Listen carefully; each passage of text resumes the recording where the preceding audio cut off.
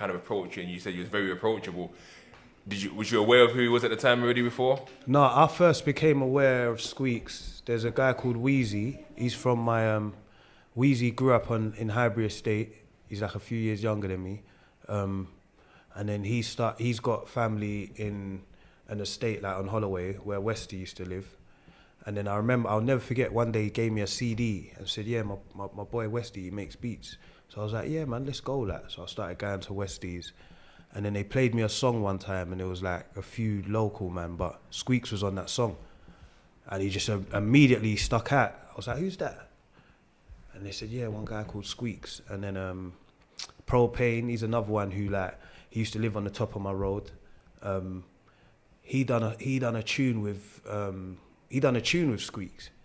And I was thinking, right, this is because I was ignorant. I used to think, like, you know, a lot of the UK rap then was like shouting and American accents, and it weren't very original.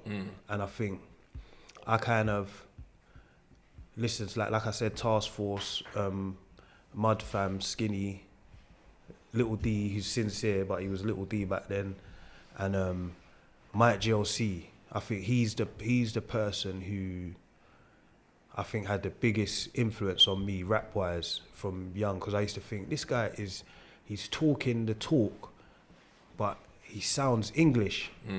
There's no Americanisms in his bars. So yeah.